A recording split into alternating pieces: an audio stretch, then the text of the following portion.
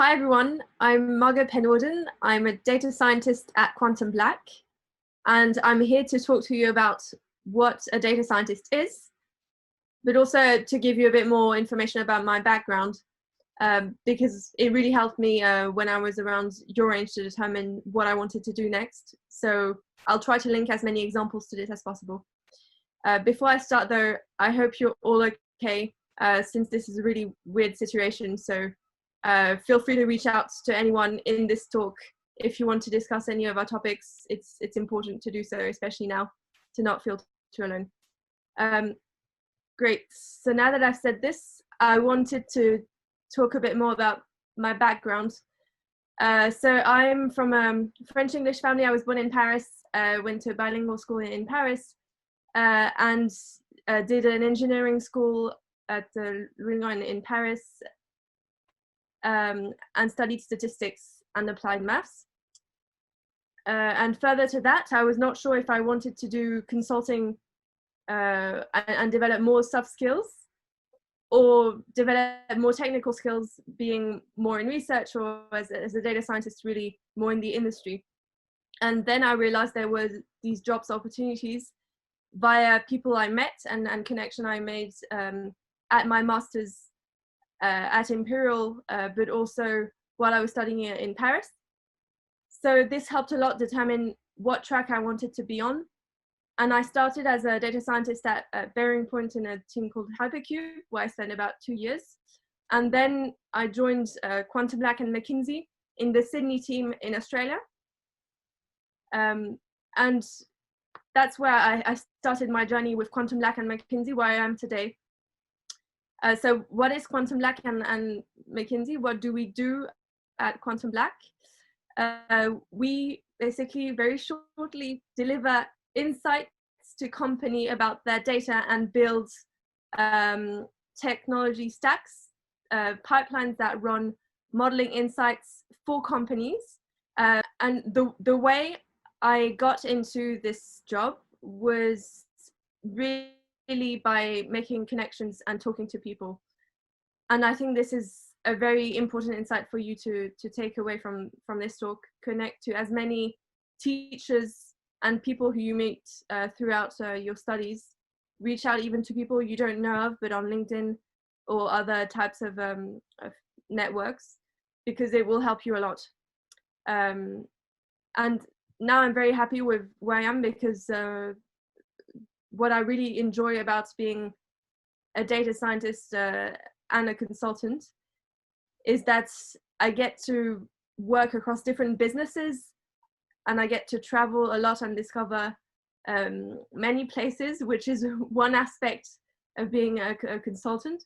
And the second aspect of being a data scientist is that you make recommendations to clients about what technologies they should use, derive insights from the models that you build. So it's really actually really impressive when you trace back the journey when you've started a new project, to see from where you started and where you managed to go to. So that's what I really enjoy about this job. Enough, let's deep dive a bit more about what the surprises might be about being a data scientist, and that's my next slide. So the job of data scientists can be a bit similar to a unicorn, and it might be surprising to define it that way. The reason why I define data scientists like unicorns is because unicorns don't have a reality, and just in the same way, data scientists can have a definition which is very blurry. We ask them like 3 main things, and we ask them to excel in these perfectly. So the first one is amazing business and communication skills, same level as consultants or as more business-driven roles. A second one, which is really excellent development and programming capabilities.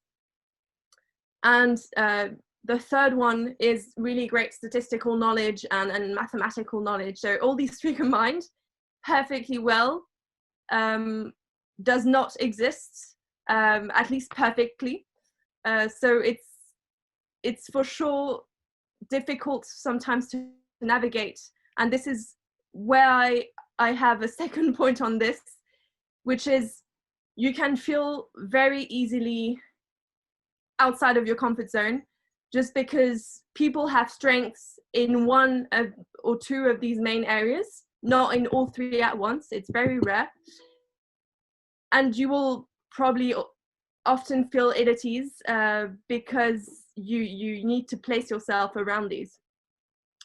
So I think it's important to acknowledge this imposter syndrome. It's also important to discuss it with others. I think we would be surprised about how many people feel this way, and maybe probably more women than men from my previous discussions. So it's important to raise it and to communicate about it. It will make you feel also more at ease with the workplace and where you are. And it will create bonding between people too. And while I'm on bonding, I think it's important to mention how important people skills are and how easily overlooked they can be in a more technical role. But these will help you solve so many communication issues and make you transform projects which can be very complex and very tense with very tight deadlines into smoother projects, and it's very important. It's a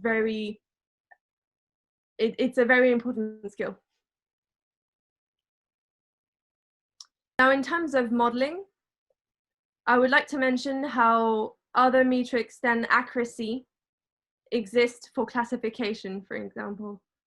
It's been a metric mentioned so much by a lot of people when they talk about data science, and I think it's worth reading more into the metrics that exist and adapting these to your problem. So when you model and are interested in modeling data and in the data science role, I would say look into which ways to better capture the errors of estimates of your model, because this can be overlooked and it's a very, very important topic.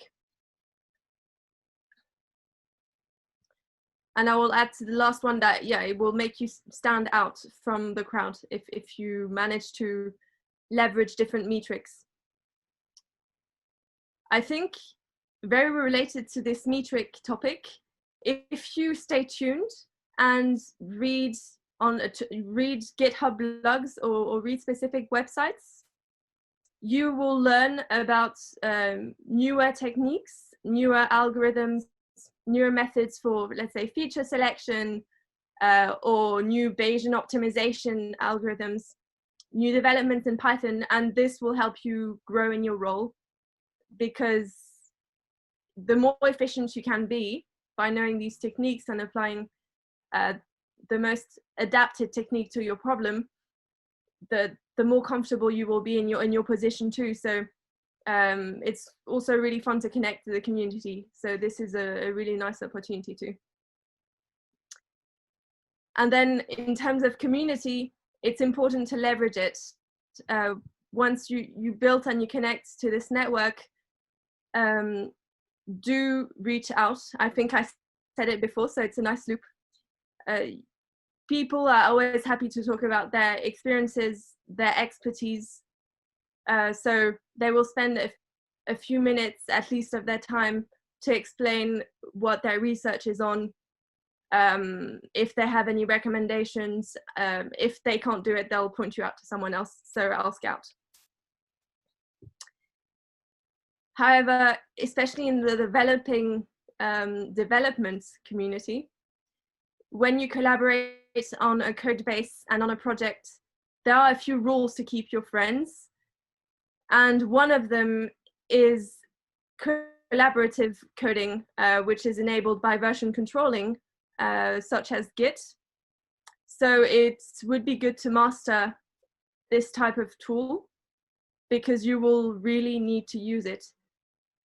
I was very surprised in my projects with some clients how little it is used, because we aren't often exposed to project collaboration either in our studies or on some client projects in other companies, but this is essential, and being able to collaborate on a code base will make the tool you're building much stronger. So master these tools. Another element which can be overlooked is that data is messy. And what I mean by that is not only that you have lots of volumes, different types of data, it's also, and most of the time, that the place where this data is not even identified on the business side. So this takes a lot of time. On one of my previous projects, I took with the team about 1 month to collect data that we needed for our models. 1 month out of 4. So that's really not neglectable. And this will be part of your job, and it's of course essential to build your models. But finally, this will help you build a better performance for your models, and also build benchmarks based on the data you have for your future models. So that's why it's all relative. You need to have this data to build benchmarks which enable you to determine which performance you can get out of them. And it's important to know that if you're doing a regression model, the R squared you have might be, let's say, 60%, but if the benchmark model is 40%, 50%, your model is still better and it's an improvement. So it's all relative, and it's also a building journey. You don't get to the best performance and the best score straight from the beginning. And just as an end note, I would like to say that all this model exercise is not just about performance. A lot of the challenges that we encounter while building models is not only about having accurate ones, but it's also about having drivers or levers that are explainable to clients and that they can directly leverage in, let's say, their production plant. So they can change one setting in the production and know that this will increase their performance. So a lot of clients want a lot of these 3 things, actually: the performance as high as possible, of course, which makes sense. The second one is this causal relationship. So being able to move lever A will create the expected success B. And the third part is being able to track this and this lever to be explainable by the model. So this represents the whole data science ecosystem, I think, on my side. I hope that you enjoyed this talk, and I really hope that you'll enjoy this hackathon. So feel free to get in touch if you have any questions. Thank you.